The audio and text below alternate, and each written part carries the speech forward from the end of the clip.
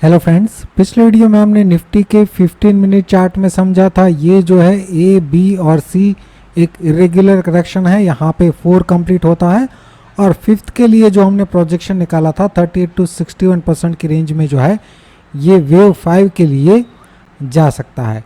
और यहाँ से जो वेव 5 शुरू हुआ है उसका हमने रिट्रेसमेंट निकाला था 23 to 38%। ये सपोर्ट रेंज था निफ्टी के लिए।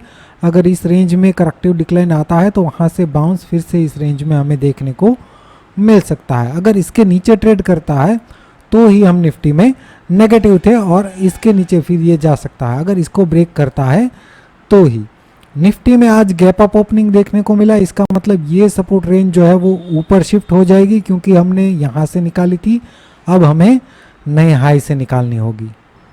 अब वो नए हाई से जैसे ही हमने जो रिट्रेसमेंट रेंज चेंज की हुई थी उस रेंज में जब डिक्लाइन आया तो हमने ये टेलीग्राम चैनल पे शेयर किया था। निफ्टी में अगर हम देखें तो यहाँ से जो रिट्रेसमेंट चेंज हुई थी उस रेंज में डिक्लाइन आया और वहाँ से हम एक फिर से बाउंस एक्सपेक्ट कर रहे थे। मिनिमम प्रोजेक्शन जो है हमारा 38% वो अचीव होना चाहिए। तो यहीं से हमें एक बाउंस देखने को मिला, ऑलमोस्ट यहाँ तक ये आया है और अभी ये इसके अराउंड क्लोजिंग दिया है। बैंक निफ्टी में अगर हम देखें तो बैंक निफ्टी में हम एक्सपेक्ट कर रहे थे ये जो है एक हमें करेक्टिव बाउंस लग रहा था और वहाँ से एक शार्प डिक्लाइन, तो इसी रेंज में हम एक करेक्टिव बाउंस एक्सपेक्ट कर रहे थे, राइट।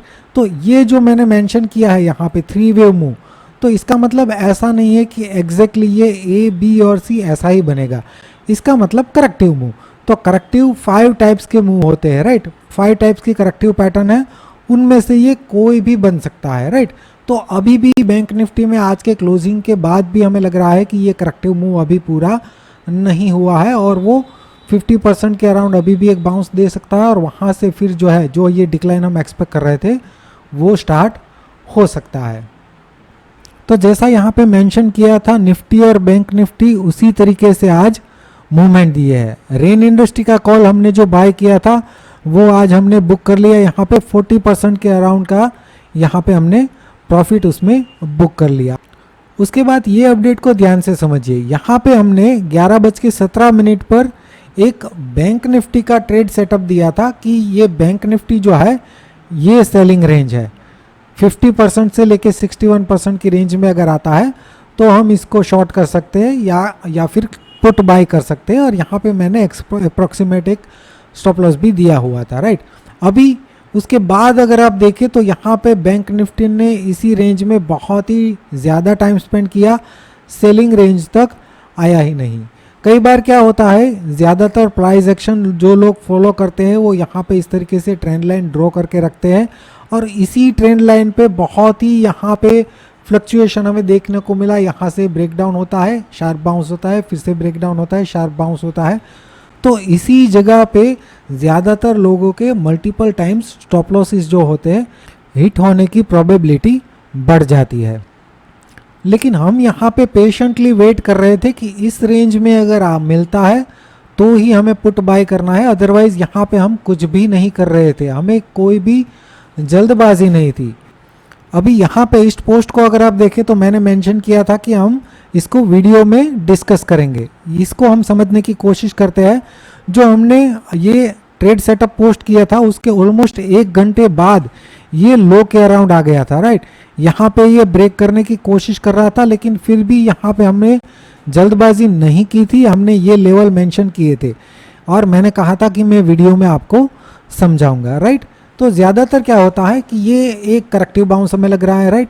उसके बाद अगर ये इम्पल्सिव और करेक्टिव यहाँ पे कंप्लीट हो चुका है तो यहाँ से एक शार्प डिक्लाइन आ जाना चाहिए जो इसको भी ब्रेक कर दे, राइट। लेकिन आज उस तरीके का ट्रेंडिंग मूव आना थोड़ा सा मुश्किल था, क्योंकि निफ्टी में जो पैटर्न थी हमने जो स्टार्टिंग में समझा हमें अपसाइड जो है वो इंडिकेट कर रही थी और दूसरा आज रात को फेड रेट का डिसीजन भी है, तो इस तरीके का ट्रेंडिंग मूव जो है आज मिलना बहुत ही मुश्किल था, राइट।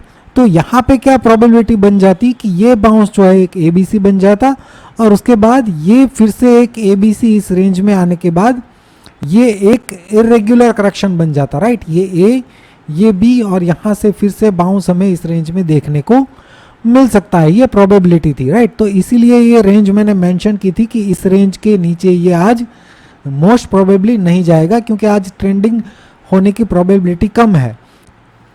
इस ट्रेड को अगर आप देखें तो हमने 5 मिनट में ही बुक कर लिया, राइट। तो ऐसा हमने क्यों किया, क्योंकि अभी भी मुझे ये करेक्शन जो है वो कंप्लीट नहीं लग रहा था, राइट। ये बाउंस जो है पूरा मुझे एक करेक्टिव बाउंस ही लग रहा था, तो उसके बाद में फिर भी एक बाउंस यहाँ तक एक्सपेक्ट कर रहा था, राइट। इसीलिए जब ये शार्प डिक्लाइन यहाँ से हमें मिला तो हमने यहाँ पे प्रॉफिट बुक कर लिया। अभी भी जो रेंज मैंने मेंशन की थी उसके नीचे ये नहीं जा पाया और वहाँ से हमें बाउंस देखने को मिला है।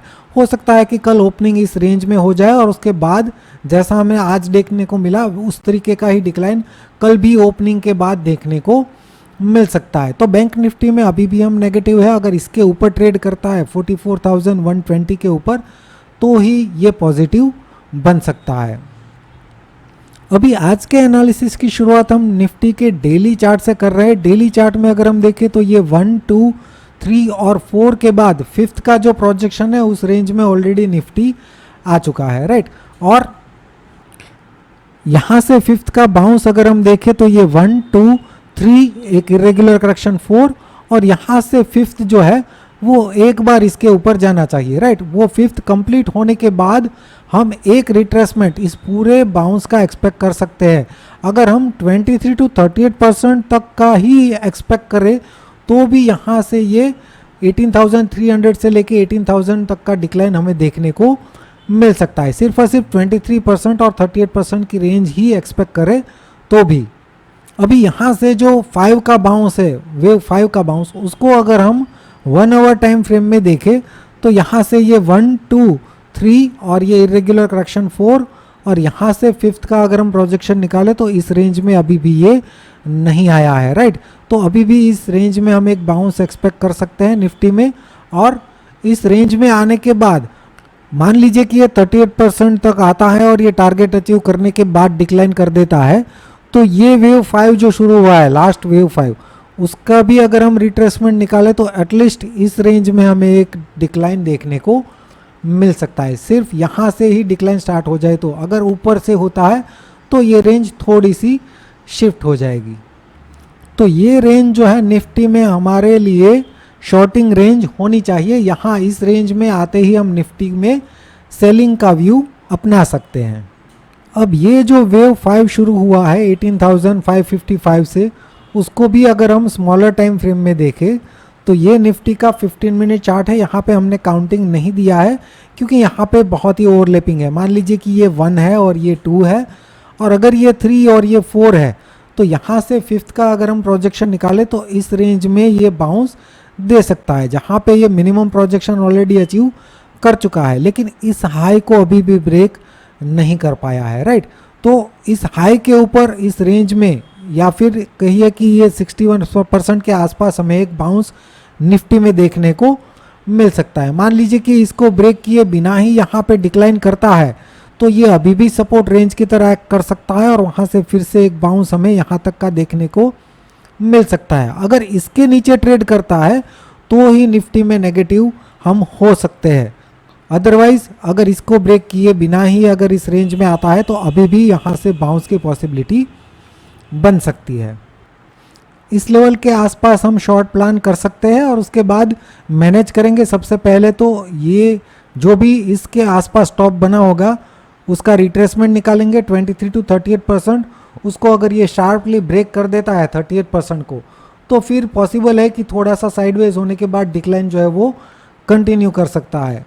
लेकिन अगर इसमें करेक्टिव डिक्लाइन देता है तो प्रोबेबिलिटी है कि एक और बाउंस भी कर दे, लेकिन वो लाइव मार्केट में यहाँ से जो डिक्लाइन होता है उसको देखने के बाद हमें पता चल सकता है। इनिशियली हम इसके आसपास शॉर्ट तो प्लान कर ही सकते हैं, एटलीस्ट इसका 23 to 38% डिक्लाइन तक तो हम प्लान कर सकते हैं, राइट।